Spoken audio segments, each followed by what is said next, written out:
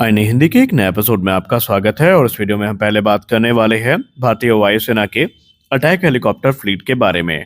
जैसे जैसे भारतीय वायुसेना को अपाचे और एलसीएस जैसे अत्याधुनिक हेलीकॉप्टर मिलने वाले हैं अटैक रोल में, तो वहीं भारतीय वायुसेना अब जो पुराने अटैक हेलीकॉप्टर है सोवियत एरा के, उनको रिटायर करने के प्लान को लेकर आगे बढ़ चुकी है। इंडियन एयरफोर्स की रिपोर्ट की बात माने तो इंडियन एयरफोर्स इस समय अपने पुराने सोवियत एरा के मिग-25 और मिग-35 जैसे जो अटैक हेलीकॉप्टर है, इनको रिटायर करने की तैयारी कर रही है।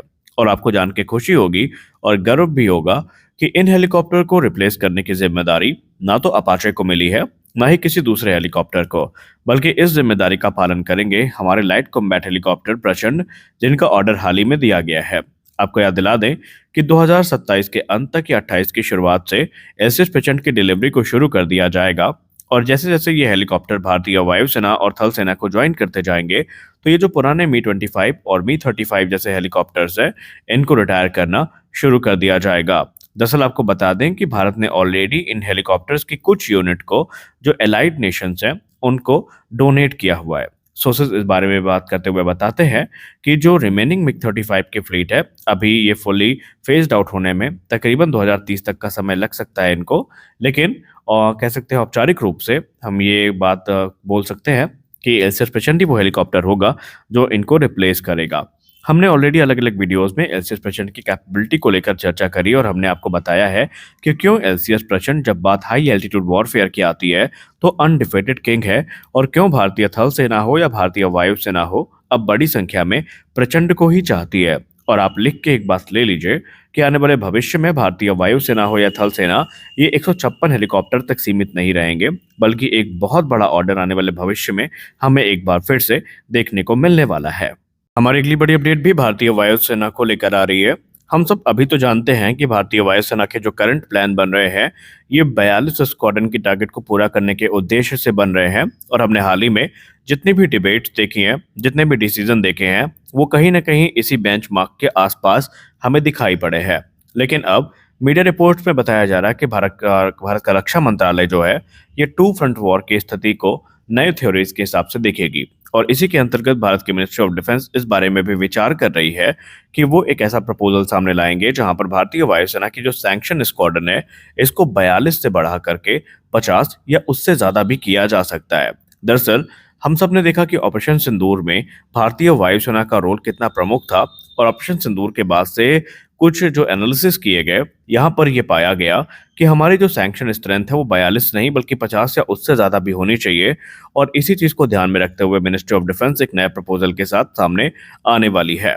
हालांकि सवाल फिर से वही उठेगा कि आप ऑन पेपर चाहे 50 नहीं चाहे 150 स्क्वाड्रन कर ले, लेकिन हमें जो चीज मैटर करेगी वो ये है कि हम एयरक्राफ्ट को कहाँ से लाएंगे। देखिए, इसके कुछ जो अभी इनिशियल तर्क सामने आए हैं, उसको देखकर हम ये कह सकते हैं कि ये जिम्मेदारी इंडिजिनस फाइटर्स के थ्रू ही पूरी की जा सकती है। यहाँ पर डिफेंस एक्सपर्ट्स ये मानते हैं कि ये जो एडिशनल स्क्वाड्रन आएंगी, इनमें नंबर्स को पूरा करने के लिए हमें तकरीबन 100, 150 या उससे ज़्यादा भी एयरक्राफ्ट की ज़रूरत पड़ने वाली है। और ऐसे में एम का मार्क 1 के ज़्यादा नंबर्स, तेजस मार्क 2 के ज़्यादा नंबर्स और एडिशनल तेजस मार्क 1 के जो ऑर्डर है, वो इस पूरे के पूरे कह सकते हैं गैप को फिल करने की क्षमता रखते हैं। लेकिन ये सिर्फ अभी अनुमान है। पहले तो देखना ये है कि इस प्रपोजल को कब लॉन्च किया जाता है, कब इसको मंजूरी मिलती है, और उसके बाद हमसे ज़्यादा समझदार लोग शायद भारत के मिनिस्ट्री ऑफ डिफेंस या इंडियन एयरफोर्स में हैं, जिन्होंने ऑलरेडी कुछ तो प्लानिंग करी होगी, तभी ये चीज़ें सामने आई हैं। तो देखना ये है कि चीज़ें कैसे कैसे आगे बढ़ती हैं। जब भी भारत के एयर डिफेंस कैपेबिलिटी को लेकर चर्चा होती है, तो उसमें शुरुआत होती है S-400 एयर डिफेंस सिस्टम की तारीफ से, इसकी एक्सेप्शनल परफॉर्मेंस से। लेकिन हम ये भी जानते हैं कि इनको सप्लीमेंट करने के लिए आने वाले भविष्य में हम प्रोजेक्ट सुदर्शन चक्र में जो काम कर रहे हैं, इनकी भूमिका काफी महत्वपूर्ण होने वाली है। और इसके अंतर्गत अब एक बड़ा निर्णायक फैसला लिया गया है। आमतौर पर जब भी थ्रेट्स की बात होती है, तो हम लोग अपने जो भी सिनेरियोज बनाते हैं, इन्हें सुपरसोनिक या सबसोनिक थ्रेट्स के अगेंस्ट बनाते हैं कि इनको कैसे काउंटर करना है। लेकिन हम सब जानते हैं कि हमारे एडवर्सरीज ने हाइपरसोनिक मिसाइल को विकसित भी कर लिया है, और कुछ देश इस क्षेत्र में काम भी कर रहे हैं। और इसी के अंतर्गत अब एक नया फैसला लिया गया है, वो ये है कि ऑपरेशन सुदर्शन चक्र में हमें एक multi layered air defence system तो देखने को मिलेगा ही मिलेगा, बल्कि अब एक हाइपरसोनिक मिसाइल डिफेंस सिस्टम भी देखने को मिलने वाला है, जो कि हमें हाइपरसोनिक थ्रेट से प्रोटेक्ट करने का काम करेगा। दरअसल आपको बता दें कि प्रोजेक्ट कुश के अंतर्गत हम M1, M2 और M3 इंटरसेप्टर्स पे काम कर रहे हैं, जो कि हाइपरसोनिक टारगेट्स को इंटीग्रेट या डिस्ट्रॉय करने की क्षमता रखते हैं। जी हाँ, आपको बता दें कि M2 इंटरसेप्टर जो है वो हाइपरसोनिक इंटरसेप्शन कैपेबिलिटीज को भी रखता है और सेम चीज़ हमें M3 में भी देखने को मिलेगी। और ये हमारी एक ऐसी कह सकते हैं सोच का नतीजा है जो हमने भविष्य को ध्यान में रख करके यहाँ पर अप्लाई किया है। और ये चीज़ें फिलहाल हमें फेज़ 1 में तो देखने को नहीं मिलेंगी, पर फेज़ 2 जो होगा इसका, उसमें हमें ऑपरेशन सुदर्शन चक्र के अंतर्गत जो हाइपरसोनिक वेपन सिस्टम को काउंटर करने के लिए मिसाइल्स हैं, वो देखने को मिलने वाली हैं, जो कि हाइपरसोनिक ग्लाइड व्हीकल या हाइपरसोनिक क्रूज मिसाइल्स को टारगेट कर सकती हैं, उनको इंटरसेप्ट कर सकती हैं, इससे पहले कि वो हमारे जो हाई वैल्यू एसेट्स हैं, उनको नुकसान पहुंचा पाएँ।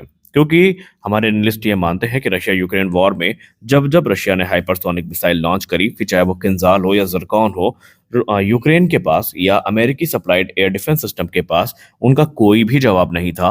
वो मूक दर्शक बन के सिर्फ उनसे द्वारा मचाई गई तबाही को देख पा रहे थे और भारत इस स्थिति में ना पहुंचे कभी, इसलिए तैयारियां अभी से शुरू कर दी गई हैं।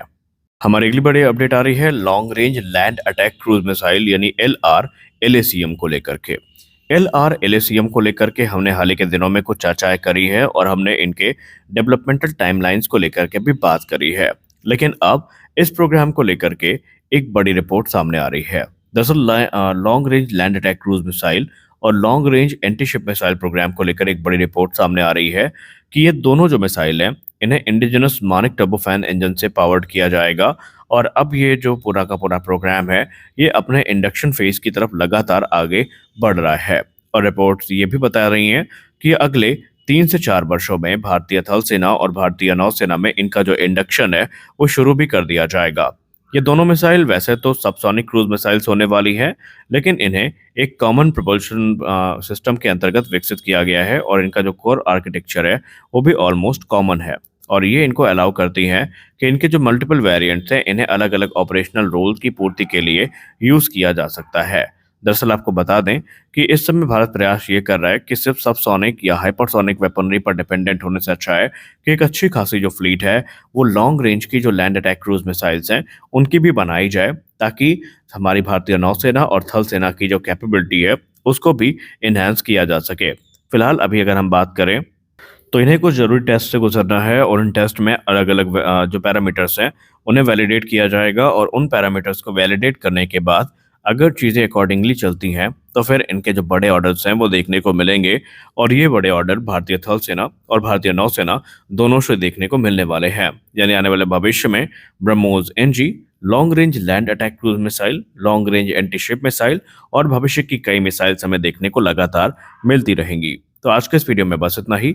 मिलते हैं अगले वीडियो में कुछ और अपडेट्स के साथ। आशा करते हैं वीडियो आपको अच्छी लगी होगी। वीडियो अच्छी लगी वीडियो को लाइक करिए, नए हैं चैनल को सब्सक्राइब करिए। मिलते हैं अगले वीडियो में, तब तक के लिए जय हिंद।